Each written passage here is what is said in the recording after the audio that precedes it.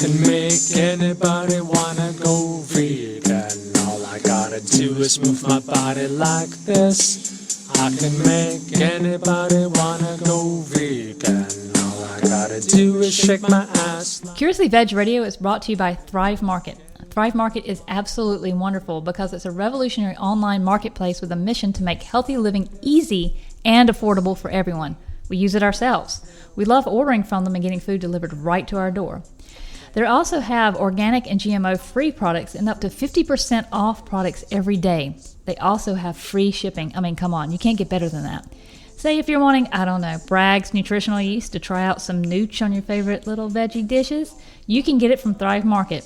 And Thrive Market's members pay a low member fee of $59.95, and that's less than $5 a month, and currently offer free national shipping on orders of $49. Like I said, free shipping, can't beat it.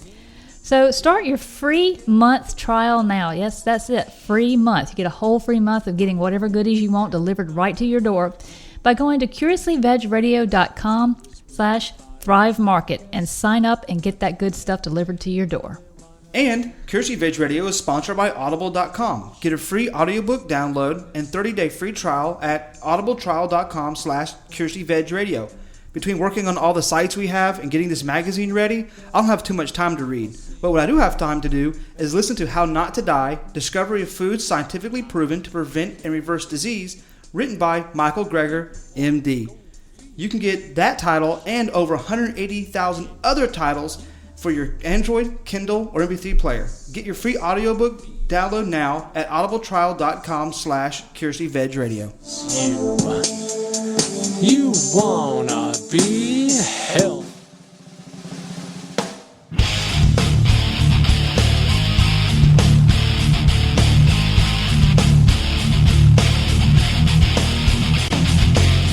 You're listening to Curiously Veg Radio, WCVR, featuring the Vegan Renegade and the Geek.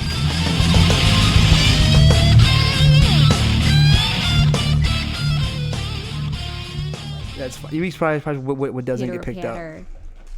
Of her little That's listeners. okay. If you hear a pitter patter, it is a pug that is stalking us. Considering you just addressed everybody, hey guys, welcome to episode 30 of Curiously Veg Radio.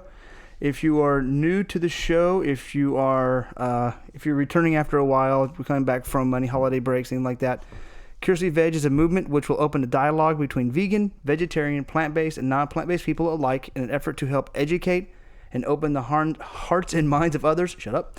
We will educate, not intimidate. Oh yeah, and you'll get that one day. When we record, you'll get that. You'll get that part. So if you'd like to support the show, you can go to curiouslyvegradio.com/support. You can buy. We have T-shirts and mugs and all that fun stuff. There's also a bunch of affiliates we have. You can help us out by subscribing to different programs, and you can also subscribe if you're listening on the internet. Go to curiouslyvegradio.com/subscribe. Subscribe to the show, and so you get updates. I have a couple really cool interviews lined up coming up soon. Penny's just staring at me. What? You didn't bring me the toy. She brought it over here. Oh, and no, somehow she thinks that you can reach over here to grab the toy. Which makes sense. Which makes perfect sense. And we're on all social media. Curiously Veg, Facebook, Twitter, Instagram, Twittergram, Twitter, Facegram, Insta Twitter Face. And my personal favorite. Insta Twitter Face is mine too. So great. It's a best of all the worlds. Seriously. It's the future. It's nothing but live, constant. And of course, leave us a review for the show.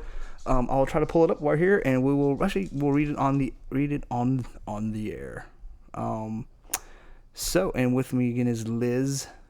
She's joining me. I'm actually in LA this time, so I'm like, let's do an episode together, sitting in your living room floor with me holding my mic.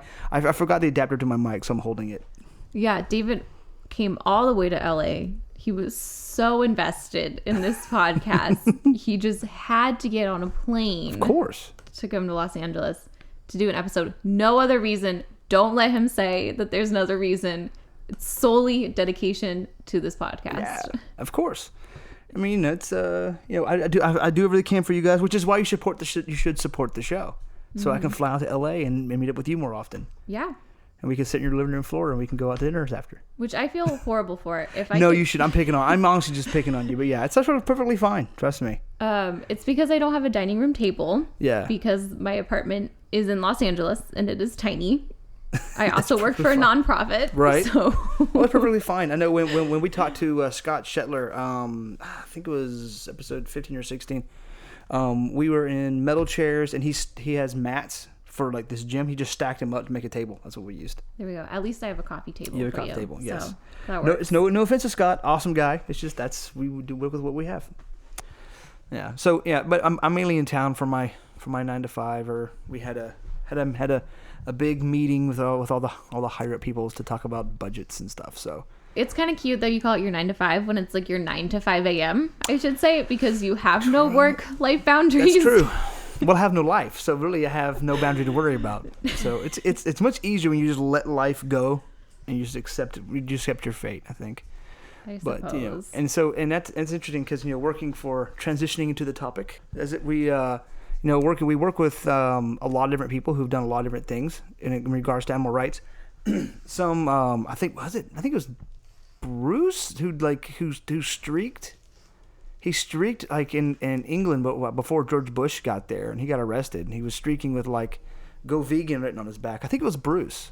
Wow. There's news clippings. It's not I hidden. had It's like no super. idea. Yeah, he and Nick have done a lot of crazy stuff like that. Yeah, and Susan, our events manager, has been vegan for over 25 years. Yeah. So she was part of kind of the original movement. Yeah. And just the story she tells about the activism she did kind of back in the day when it was still very grassroots, Yeah. not as organized. It's similar to how Nathan got his start, which was just breaking into factory farms, Yeah. recording what he saw and pushing around video Yeah. players and showing people these VHS tapes that, he had recorded of this factory farm footage. And Oh yeah, he was doing that with Derek. Mm-hmm. Yes, he was because Derek had the camera, and Nathan was like, "Can I borrow them?" It's like, "Why?" He's like, "Yeah, you can borrow them as long as I can go with you." And that's how I was talking to Derek, and that's how they got into it. But I bring that up because the idea is there's a lot of people out there who can't or won't really go into the situations, or really can't, or there's people who do and don't go out and hunt fires and things like that. So the idea being is we'll talk about more about is how, regardless of what you're doing, you're an activist in some way. And so even if you're to try to define that. So even if you're reducing meat, or if you're you're an investigator, you're still an activist, and you're making an impact in some way.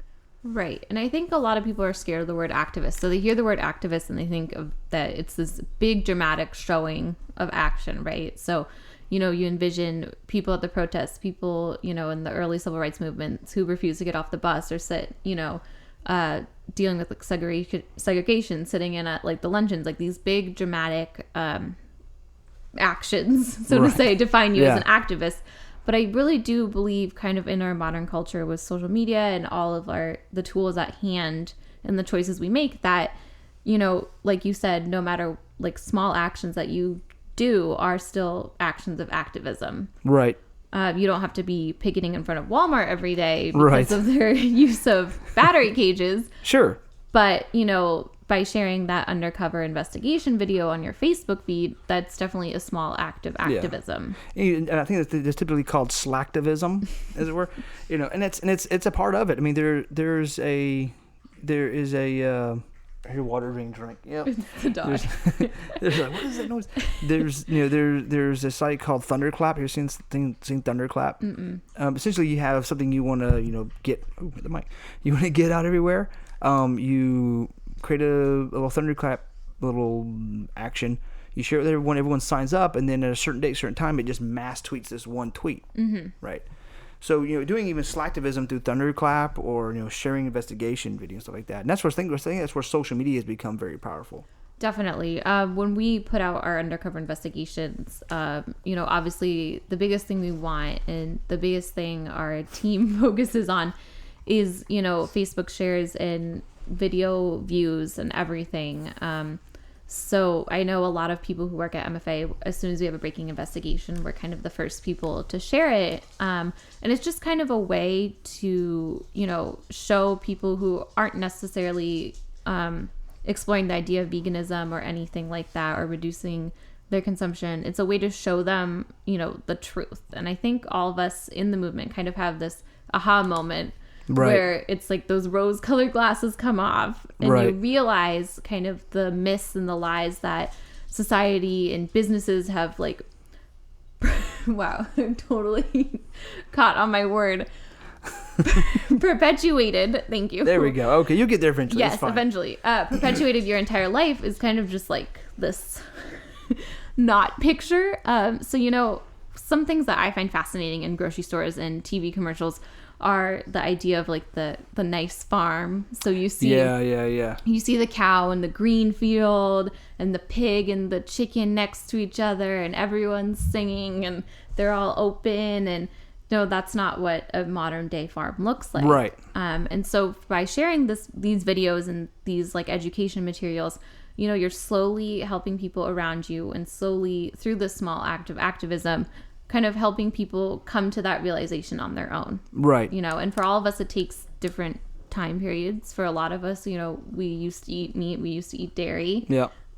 You know, we had to kind of have that awakening. Yeah. And these are ways that you can do small things to help the animal movement by sharing these stories and Right. this footage. And I think the thing about it is a lot of the stuff that we do, that you and I do at MFA, or really anything like, sharing, the cute, even like the cute pig running in the grass thing, that is an activism in of itself, because it's spreading the message.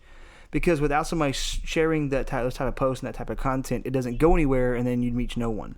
Right. And and not only that, really just reducing your meat consumption, and then not and talking to others about why, not necessarily in a like kind of like pointing your finger down someone's face kind of thing, but more of a like oh, why are you kind of eating less chicken, or like because and talking about it, just that alone, because it's the idea of like a small stone in a pond causes ripples that spread out, and that makes that person think, and they do research and they move forward and forward and forward. I'd be amazed how many people I've been in like a Whole Foods, like ordered like a juice, and somebody said like, you need add protein to it. I was like, oh no, it's got this and this, it's fine. And they mentioned you should do dairy, and I go talk about like what dairy is, and they go, and you see their eyes almost like something like click in their eyes.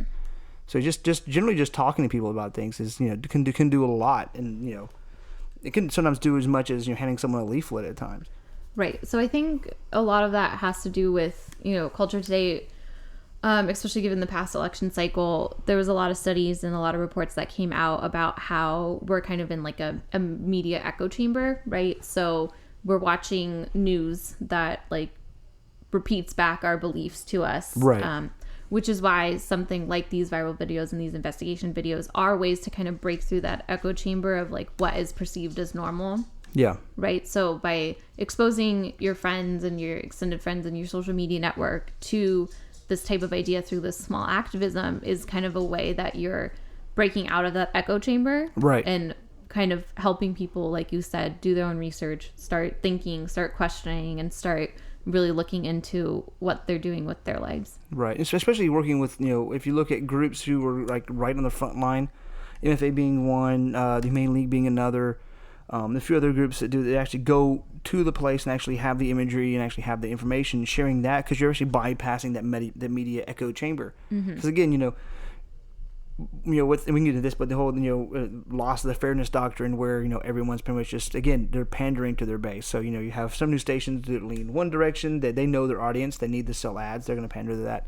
So going directly to the source will allow you to share that much easier, much more effectively. Yeah, I think there's other ways to do small active activism. A lot of times with the animal rights movement, there's a lot of change.org petitions.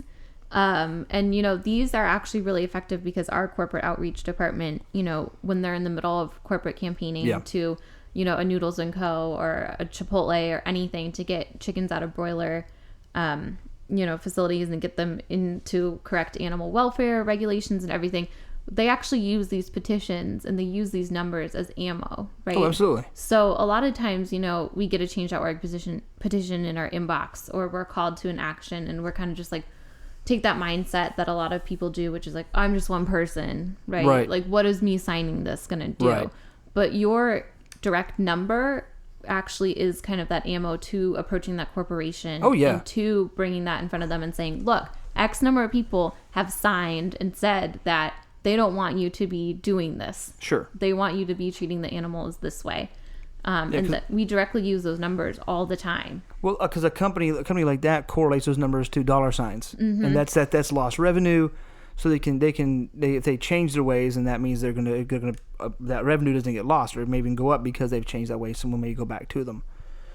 So we have talking about that, but there's also kind of more I call like activism, where you're out handing a leaflet or showing a video, or really engaged. Even if you're going to, like, we have a veg support specialist or things like that should go into like chat rooms and message boards and actually talk to people directly. And I'm sure there's a lot of people who do, like we're talking the lower level stuff, who like to move up. And with them, it's finding the group in your area, whether it be an MFA group or a Humane League or anything like that, and contacting them, because a lot of those companies will take volunteers to do those sorts of things. All the time. We really pride ourselves on our volunteer group, as well as I know other nonprofits too in the animal rights movement really rely on volunteers. A lot of times at Veg Fest, at various like events around the U.S., our booth is pretty much staffed by dedicated volunteers. Right. So we can always use more people to help us and to kind of get the word out and You're fine.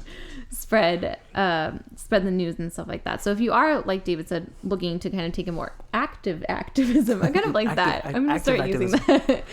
Definitely look into volunteering. Definitely look into, how you can leaflet, how you can go to, protests that are organized, how you can really kind of get your voice and self out there, and be forward facing. Yeah, if you're in an area where maybe you have a time issue, or an area where you can't be out, kind of like be out and doing more. I'm pretty sure if I figured this, you probably contact and just ask for materials, and you'll send out materials, because sometimes you don't have the time to be a volunteer. You'll have time to do it a few times a week to actually talk to people, or even if it's just material you need to kind of arm yourself to have those conversations. And most organizations have that material on their site you can read and catch up on, and how to actually approach people I think in a positive light. There are organizations who are more aggressive in the way they approach people. I'm much more have a positive conversation with somebody rather than kind of shove something on them, because that gives a negative light. And so, to me, and again, everyone has their own type of activism, but to me, I always tell people to approach it that way. Approach it as kind and as open and wanting to have a discussion, and not so much a force on somebody. Yeah, definitely. You never want to force your beliefs on anyone. Right. I certainly would not want someone to come into my home and yell at me about how I should act, because then my first initial reaction is, no, F you. Right. I'm not going to do what you say. Right. We close down. Whereas if, we kind of approach people in that understanding, caring, compassionate way, people are more responsive to the message you're saying and to what you're asking and kind of the message you're delivering to them. I was down in Santa Monica at like the Third Place Promenade, which is kind of, for people not in California, a very touristy, like popular area right by the beach. Yeah. And, they have all sorts of street performers. So, kind of like any tourist destination, people are singing and performing and dancing and all this stuff. And I noticed that there was kind of a large crowd gathered in front of a store, and it was actually Vegan Outreach, which is the group, and they had live footage of like inside of a slaughterhouse. Right. And they were kind of just showing people and handing out pamphlets, very passively. They weren't going up to people and being like, watch this. Right, shoving it in their face. Right, like you need to be vegan. No, they were just there with like their undercover investigation footage, with their pamphlets, with their resources, and there to kind of ask people's questions when they approached them after like what they had seen. Right. And I thought that was a really strong example of kind of activism that isn't, again, shoving. Isn't overly aggressive. Right, isn't overly aggressive. They were there in a crowded place. They were there to provide resources and to educate people if they had questions. And they were there to simply, present the facts and show like what we all know. So. Right. So I'm assuming you have conversations with people that are not vegan about the diet and about like the reality of it all. Do you have this? I think either, being vegan or being reducitarian, or just kind of committing to, whether it's 1 day a week veganism, 2 day a week veganism, any small step, I think is like the most powerful activism you can do, right? So your choices that you make every day, people around you notice that. Sure. I grew up in the Midwest, so before I turned vegan, my meals were very much chicken, potatoes, beef, potatoes, corn. Like, I didn't know what wheat bread was until I went to college. Wow. Like, we always had white bread in my house. Yeah, we did too, so I can understand. Yeah. Like, I was told I had to have a glass of milk with every meal. Really? Yeah. I was told, like, kind of all these, like, very, standard American diet type of things, right? Yeah. You had to get your calcium. You had to have, like, your protein. You had to have this, And when I went vegan, it was definitely a shock to my family. Right. Growing up and being served, like, the food I was served, they just couldn't picture eating anything else. Yeah. And they couldn't picture that there was other things to eat. Well, right? to kind of sidetrack a little bit, what is your story? My story. Yes. What is your story? My vegan story. What is your brief vegan story? Yeah, because I'm thinking you and I have talked about that. I know, but I feel like I'm a bad example for people because I was one of those. We're always a bad example. That's not the point. I was one of those Band-Aid people, and I'm very much like, when I set my mind to something, I commit like 1,000%. What do you mean you were one of those Band-Aid people? Like, I literally went vegan overnight. Oh, did you really? Yeah. And that's fine. Allison did the same thing. Right, and it's something that I feel like isn't really like the traditional path for people. No. So it was just kind of how it was. I usually recommend not doing that. Yeah, if possible. It's pretty difficult. It's like not, it's not, anytime you make an altering change, it's not efficient to do it.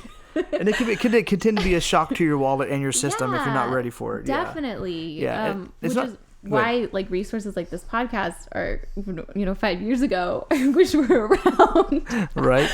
To help guide me. But I went vegan overnight, and it was kind of at that time, I was really sick all the time. I seriously am not over exaggerating when I said that I had an ear infection probably every other month.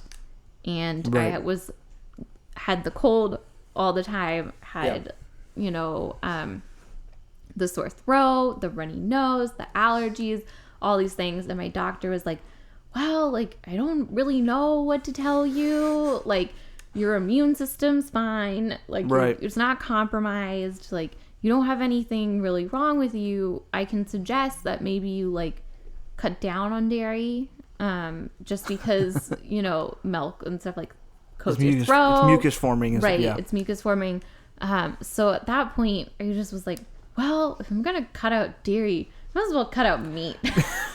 that was definitely like one step. That's going from level 1 to level 10. I know. For some reason, that was like my brain's reaction. It was like, I'll just go vegan then. And then I started educating myself, with kind of the factory farming practices and everything that went into it, and kind of all the health issues and the health benefits of, becoming vegan and not following the standard American diet. Sure. And it kind of stuck, but I definitely, that's my story. That works. All right. That's cool. So do you going back, do you have conversations with people who are not vegan, like at a store or out and about it? So what I was saying is, when I went vegan, it was very shock to my parents. They're like, you have an eating disorder. Like, literally, like, it was not received well. The first Thanksgiving I went back to Chicago, and I was told, like, at Thanksgiving, like, oh, you can have all these side dishes, right? There's just a little bit of butter in them. Just a little bit. You're just fine. A little bit. You're fine. Yeah. And I was like, no. That's not how this works. Like, that's not what I mean when I say no animal products. But like, this is kind of then goes back to like your activism, right? So my actions were, I persistently had those difficult conversations. Right. I persistently explained my reasoning and, talked about my decision, talked about why I was doing it. I found a lot of people in my life, when you go vegan or, when you start reducing things, people get very defensive, right? So they project like their own insecurities on you.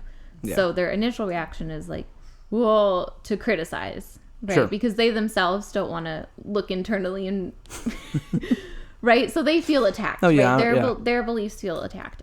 Sure. So, I continued to have those conversations and never got angry, like we've talked about, and just continued to lead by example. And I think one of my proudest moments within like my small act of activism with my daily actions was, I slowly got my parents to go out to vegan restaurants with me, and I took them to the Chicago Diner, which I still to this day will defend as the best vegan restaurant in the United States Oh, really? ever. All right. I might have to go to Chicago and test that one day at some point. So good. Anyone who is near Chicago, go this second. And I took, my meat-eating, dairy-loving parents Right. there for breakfast, and they loved it. Awesome.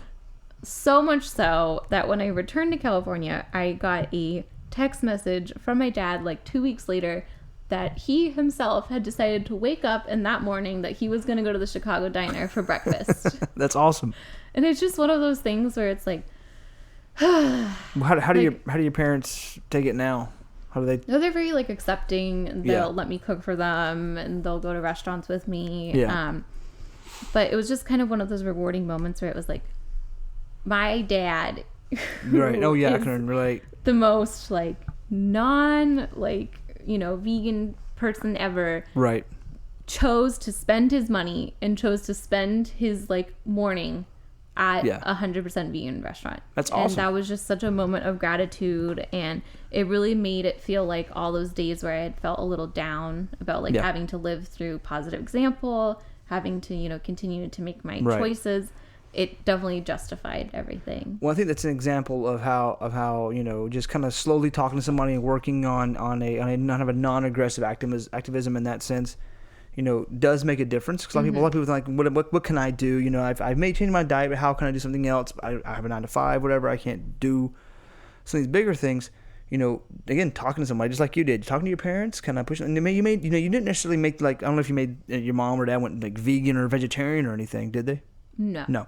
But still, they still eat at Chicago Diner But yes. without me. Like, Right. that's like a huge thing, is Right. the fact that, every month or every other month or so, they genuinely are choosing to go to this Right. vegan restaurant because it has left such a positive influence on them. Exactly. And that alone, and if that alone cuts out a lot of suffering in general just by doing that, because your parents are doing it, maybe they tell their friends and they take their friends to it, and then you have multiple people going to it, and you're making like a constantly growing change that way. And there are some people out there who want to go full bore and want to get more involved, and with that you can become an investigator.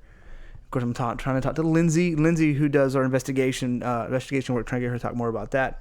But you can become an investigator. It's definitely tough work, but vital work for a lot of organizations. MFA is not the only one that does it. But MFA would always be happy to have you on if you would like to do that.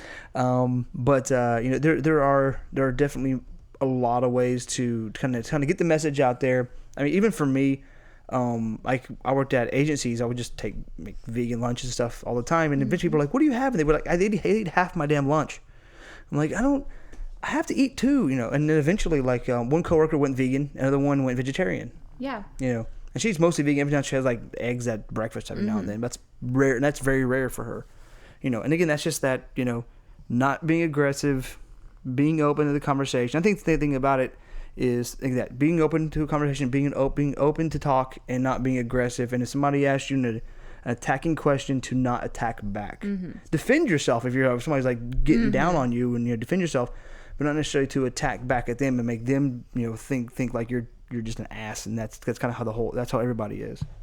Yeah, definitely. It's funny that you say that about the coworker thing too. Before I worked at MFA, I was the only vegan in my office, and I would always be bringing this food, and it kind of became this like game for people. They were like, "What are you bringing? Like, what is that?" And I got to like kind of share kind of this joy of like, well, I cooked from the Nom Yourself cookbook this week, and it's like this fettuccine quotation marks, you know what I mean? Yeah. Pasta, and they were just like fascinated, and I didn't convert really anyone, but just having those conversations, before, when I was working there, we just had regular coffee creamer, and then Yes. they saw me bring my own soy, and then they started stocking the fridge with soy, Yes. and pretty soon that became what people wanted in the morning. And I was Which- like, rah, like Which- this is my soy. What's funny about that is that I worked at another agency that mainly focused on college sports, and that there was sports all day long, and there's beer in the fridge. So and I don't drink coffee that much, but when I always use coffee, the coconut creamer, so I kept it in the fridge, and it would always gone. I'm like, who the hell? I mean, glad you are. I mean, by means, please. I would let you have this than this nasty stuff in the fridge, but then I always had to buy my own the creamer, but. Yeah, it's just I don't know. I know. It turns out like it was funny that about a month or so later. Yeah, about a month or so later. I'm literally like, because I haven't really told anybody, because I'm not a very much like, you know what I am kind of a person, you know. So I was talking to my guys, doing this door, talking to one of the guys on the team, and I heard one of them talking about like, oh, it was like mumble, oh, less meat, mumble, like vegetarian or something, and I was like, what's happening? I turned around like, yes. You mean your vegan spidey senses tingled, Exactly. and you're like, someone is talking about Someone needs help producing somewhere. animal products in Yes. their diet. It's like, what do you need to know? Let me rush off and be an educational resource for them. It was. I turned around and said, oh, I've been vegan for like 5 years or 4 or 5 years, what it was at the time. And it's like, well, what do you eat? And I was like, here we go. It's time to rattle off yeah. thousands of vegetables that you can eat, you know. Like, but I like hot dogs. I do too. I also like tacos and burritos and hamburgers, and I like pizza, and I like, you know. So it's you know, and that's the thing about it. So I know I'm probably gonna make this episode be a little short because I know you have stuff to do and we have to go eat. But so someone I want your opinion on this. So someone who is listening, who is maybe they're just gone, you know, vegan or vegetarian, and to be fair, you know, that in itself is a bit of activism because you're setting an example. What would you suggest someone like then? What would you suggest someone in that situation be their next step to kind of maybe go up to the next level of really spreading? Yeah, Spreading that. definitely. So what would you say? Well, I think what we've kind of touched on a little bit is like by leading by example, right? So Yeah. when I was first starting out, one of my favorite things to do was to post photos of food on Instagram. Yeah. And I know that sounds so lame. I've done it all day and long. It's so fine. like dumb, right? But I was just like had this. I have to share with the world that there's vegan cheesecake. I have to share it with the world, you know, how great like this vegan cookie is. Right. And all this stuff. And so I would do that, and then I would get friends who were like, oh, like, was it really that good? And they would want to try it. Yeah. So that would be like my way of activism. You know, also, like you said, not being aggressive, but also kind of what we talked about at the beginning of the episode, you know, sharing the undercover investigation footage Yep. with people. Sorry, she was trying to climb up and It's- sniff the mic.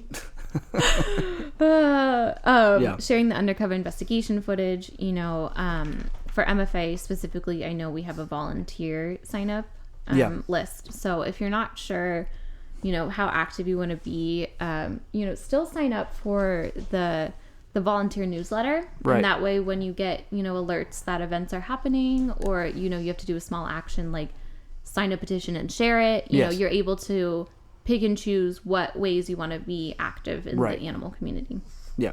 And that's a good point too. Is even, you know, because we know us and a lot of organizations do like change the order petitions, and we post those on Facebook and Twitter and things like that. And most organizations do that. When you see that, sign it yourself, pass it along, and keep that chain going.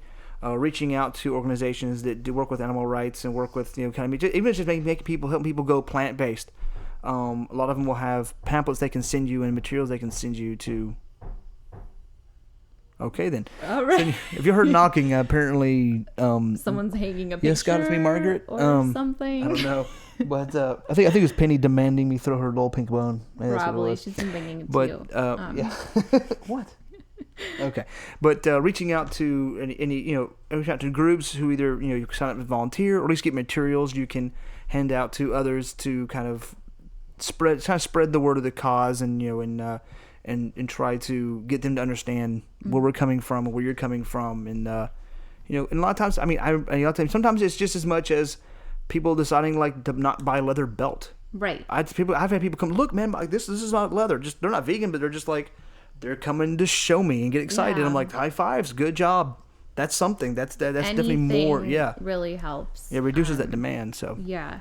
And I think also too is like, you know, being your own biggest cheerleader, really. So being excited Yeah. about the foods you're eating, wanting to share it with people. You know, if you know you're going to an event, or you know you're going to a holiday, like a 4th of July barbecue, or, you know, Christmas, you know, bringing a dish, you know, and really like standing by it and contributing to it, to the potluck, and kind of like being really proud of that. I also found a ton of my relatives now, over the holidays and everything, they always want to try what I bring. So I've slowly like looped them in by bringing food every time to share, and always being willing to talk about like what I cooked and how I made it and everything. You know, I found that has been a really successful way of kind of getting people to have that conversation. yeah, staying open, sharing, and taking the questions, answering in a calm way for sure. Mm-hmm. Cool. Yeah, I mean that's, and then I concur. You agree? I agree. Well done. And, you know, I want everybody to know that Liz had like 3 feet to throw a tiny little toy through a giant door and just completely missed it. Okay, well, it's also not my fault that my dog does not fetch. So to paint a picture, she has been begging David and I this entire episode to play fetch with her. Yes. And I finally throw her toy. Yeah. And she's just still staring at me. Yes. I think because her eyes are bugged out and point the other direction of her Hey, head. don't make fun of her eyes. She can't help it. I know. She's a little pug. All right. So with that, I think if you have any questions about how you can get more involved and be a more active activist, or even a passive activist, on what groups you can join on Facebook to get more information, to share and push and things like that, shoot me an email at curiouslyveg@gmail.com. You can also go to curiouslyvegradio.com, go to the contact page, and shoot me an email. I'm more than happy to send you some groups, send you some information, some links to get pamphlets or volunteer at different organizations. I'll be happy to help you. And if you have a question for Liz, or how she can, that maybe you don't think I can answer, which is probably most questions, I think Liz can handle them better than I can. Let me know, and I'll pass over to Liz, and I'll have her respond to them. Yes, and I'm going to put in a shameless plug to sign up for MFA's volunteer list. You can do that by going to mercyforanimals.org and going ways to get involved, and go to volunteer, and then all you have to do is put in your little email, and it's great. There you go. And I love the girl who runs our volunteer program too. Yes, I do too. She's very, very sweet. So that's shameless plug. Although this is not sponsored by MFA Or affiliated in any way, shape, or form. We both have to be working there. So, what else do we need to say to get legal not to freak out? Exactly. Just please, if legal team listen to this, I think I said what I need to say. I'll put it in writing if you need me to. So, all right. Well, thanks, guys. And I guess we'll see. Maybe Liz will be in the next one. I don't know. But I'll see you on. No, I'm not doing it next time. You're done with me. You quit. You quit too? You're done? I don't think I'm quitting. I just... You're done out? Okay. Well, maybe I can get you to come back at some point then. Maybe. Right. Okay. All right. Well, until next time, guys. Bye, guys. Oh, I'm supposed to say... I thought you'd say bye, but okay. Goodbye. I'm so sorry.